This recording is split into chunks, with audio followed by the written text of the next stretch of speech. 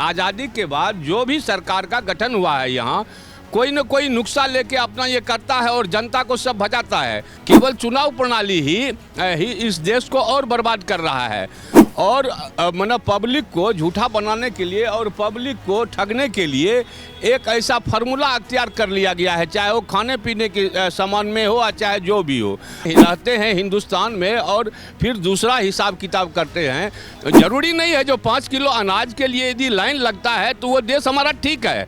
और फ्री का फंडा लेके सरकार को ये नहीं चलना चाहिए। जनता पर उसका दूसरे चीज़ में खर्चा करे, उसके व्यवसाय पर खर्चा करे, उसके रोजगार पर खर्चा करे, ये बात होती है। ये फ्री का फंडा करके कोई बात नहीं होता है। नमस्कार, आप देख रहे हैं सौगंध टीवी में आपके साथ शिवम चौबे। उत्तर प्रदेश में योगी आदित्यनाथ ने एक बार फिर से नेम प्लेट वाला सिस्टम लागू कर दिया है। जी हाँ, अब ये सारे दुकानदारों को जो भी खाने पीने की चीज़ बेचते हैं उनको ये सुनिश्चित करना पड़ेगा कि अब वो अपने दुकान, अपने झुग्गी झोपड़ी, अपने ठेले के बाहर पूरी डिटेल लगाएंगे, क्या नाम है उनका और उनके कर्मचारी कौन कौन है, उनके मैनेजर क्या हैं, पूरी डिटेल्स उन्हें लगानी पड़ेंगी। अब इस पर हमारे साथ बात करने के लिए वरिष्ठ संपादक सज्जन कुमार झा जी मौजूद है। सज्जन जी, उत्तर प्रदेश में एक बार फिर से सियासी मोड़ देखा जा रहा है। अब जिस तरीके से विपक्ष इसको एक तरीके से राजनीति का मकसद बता रहा था कि नेम प्लेट लगाना मतलब कि मुसलमानों का आर्थिक बहिष्कार करना हो गया, अब इस बार तो सबके लिए लागू कर दिया गया है कि सभी को लगाना होगा और पूरी डिटेल्स लिखनी पड़ेगी, मास्क पहनना होगा, ग्लव्स लगाने होंगे। तो किस तरीके से देख रहे हैं इस निर्णय को? देखिए, ये निर्णय कोई गलत निर्णय नहीं है। योगी जी का ये अच्छा निर्णय है। पक्ष या विपक्ष वाली बात नहीं होती है, आम जन वाली बात होती है। और आम जन को क्या करना चाहिए उससे कठिनाई ना आए, जिससे कि आज के समय में, आज के दौर में मैं तो कई साल पहले से कह रहा हूँ जो सरकार को एक्शन पे आना चाहिए। मिलावट के इस युग में जो कि सारे कुछ में मिलावट है, खाने पीने से लेके सारे चीज़ में मिलावट हो रहा है, आखिर सरकार का अंकुश इस पर कोई कानून का कोई प्रावधान है कि नहीं? ये कब तक चलता रहेगा? ऐसे देश के जनता ऐसे कब तक मरता रहेगा? जैसे कि आपने देखा कि योगी जी ने पूरे यूपी में अपना एक सिस्टम लागू किया है, वो अच्छी बात है। वो पूरे देश में लागू होना चाहिए और प्रधानमंत्री को भी इस पर सचेत होने की ज़रूरत है, क्योंकि हमारे देश में ये गंभीर मामला है। एक ये खाने पीने की बात नहीं है, खाने पीने के बाद तो अलग बात है। आप स्वास्थ्य ऐसी समस्या को देखिए जो स्वास्थ्य विभाग में किसी भी हॉस्पिटल में, देश के पूरे सभी हॉस्पिटल में गलत दवाई सप्लाई हो रही है। सारा चीज़ मिलावट का जहर जो है जनता को परोसा जा रहा है और वो ऐसा जहर है जो कोई ठीक नहीं होता है। बेवजह का हॉस्पिटल में इतना आप देख रहे हैं जो कितनी भीड़ लगी होती है, सरकार का खजाने का पैसा जो है उसमें खाली हो रहा है और वो कंपनी को जा रहा है। आखिर ये कब तक चलता रहेगा? ये सारा मामला जो है ये जनता को भी इस पर थोड़ा सा सजग होने का ज़रूरी है, क्योंकि जनता जो है अपने आप में एक बहुत बड़ा चीज़ है। मालिक है जनता, देश का मालिक है जनता, उसे थोड़ा सा अपना संभल के चलना पड़ेगा। चूँकि सरकार आज तक क्या कर रही है, नहीं कर रही है, वो देखता है। सभी सत्ताधारी दल, जितने सरकार आज तक, इतिहास साक्षी है, आज़ादी के बाद जो भी सरकार का गठन हुआ है यहाँ कोई न कोई नुक्सा लेके अपना ये करता है और जनता को सब भजाता है। चुनाव के समय सब वोट लेने के लिए कई नुस्खे अपनाते हैं और वो वोट लेके फिर शिथिल हो जाते हैं। केवल चुनाव प्रणाली ही इस देश को और बर्बाद कर रहा है।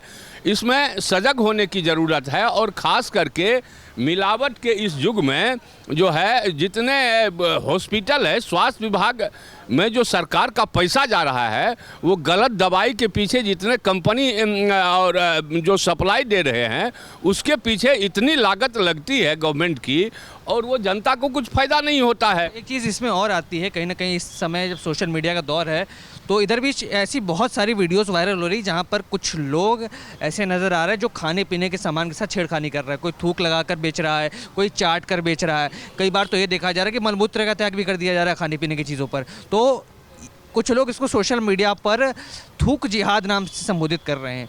किस तरीके से देखेंगे जब इस तरीके के वीडियो सामने आते हैं तो आस्था पर ठेस पहुँचता है? आप तिरुपति मंदिर में भी देख लीजिए क्या परोस दिया गया भक्तगणों को प्रसाद के नाम पर। देखिए, आस्था पर तो बहुत बड़ा ठेस है और एक तिरुपति जी बालाजी मंदिर में हुआ ये घटना, वो बात नहीं है। पूरे देश में तमाम जगह लाखों मंदिर है, लाखों जगह पे ये कंस्पिरेसी जनता को सजगता की ज़रूरत है, क्योंकि सब जगह कुछ ना कुछ व्यवस्था गलत हो रही है और मतलब पब्लिक को झूठा बनाने के लिए और पब्लिक को ठगने के लिए एक ऐसा फार्मूला अख्तियार कर लिया गया है, चाहे वो खाने पीने के सामान में हो या चाहे जो भी हो।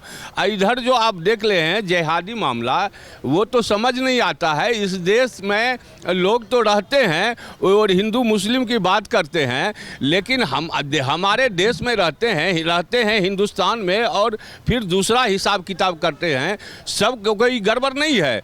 मुस्लिम भाई और मुस्लिम सिख ईसाई सब भाई भाई है भारत में। हिंदुस्तान एक हिंदू कॉम्युनिटी है और हिंदू जो है वह सभी जाति धर्म के लोगों को देखता है। ऐसा नहीं है, कोई कंस्पिरेसी नहीं है उसमें जो हिंदू कोई धर्म को भेदभाव करता है। वो हिंदू धर्म में ऐसा कोई नसीहत ही नहीं है जो किसी के साथ वो भेदभाव करे। हिंदू धर्म का मतलब ही होता है जो हिंदुज़्म, यानी सारे समूह को लेकर आप देखो एक सूत्र में, वही हुआ हिंदुस्तान। और हिंदुस्तान में रह के ऐसी भावना को ठेस पहुंचाना और ऐसा चीज़ करना, चाहे वो जूस में मिलाने का बात हो, चाहे जो भी मिलाने का बात हो, बहुत गलत बात है। ये बात नहीं होनी चाहिए और इसके लिए जनता को भी खास करके सजग रहने की ज़रूरत है, क्योंकि भारत एक बहुत विशाल देश है।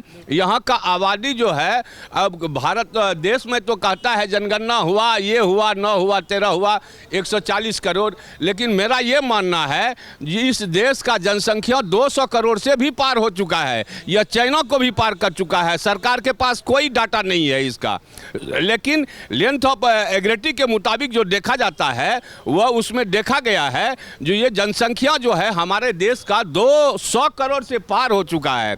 ये बड़ी बात है और जनसंख्या अच्छी बात है। जनसंख्या रहने के बावजूद आप देखेंगे जो जनता में जरा सा भी यदि कंस्पिरेसी आएगा, जनता में भी जरा सा यदि सुधार आएगा तो हमारा देश उठ के खड़ा होगा।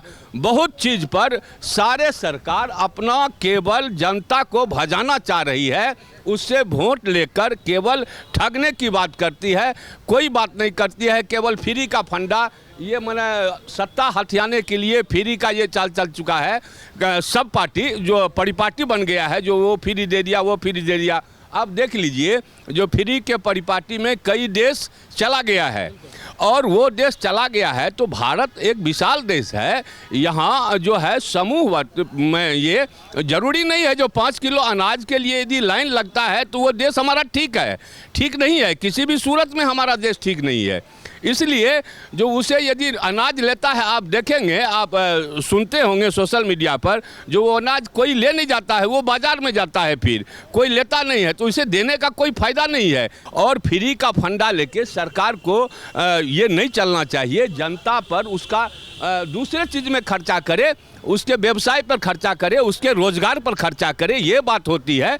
ये फ्री का फंडा करके कोई बात नहीं होता है। और ख़ास करके मिलावट के इस दौर में जनता को पूरा सजग होने की इस देश में ज़रूरत है। और जिहादी मामला, चाहे इस तरह का जो मामला है, आखिर इस देश में कैसे रहेगा लोग। मुस्लिम भाई को भी एक्टिव होना पड़ेगा। जो उनके कास्ट में अगल बगल कोई गलत लोग है तो उसे संभल के चलना पड़ेगा, उसे पकड़ के सीधा आगे करना पड़ेगा, क्योंकि उनके समाज को वो बदनाम कर रहा है। ये गलत बात है।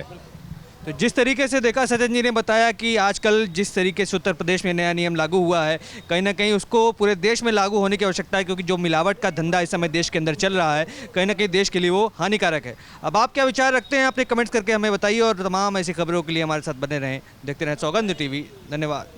आप देख रहे हैं सौगंध टीवी, सौगंध वतन की।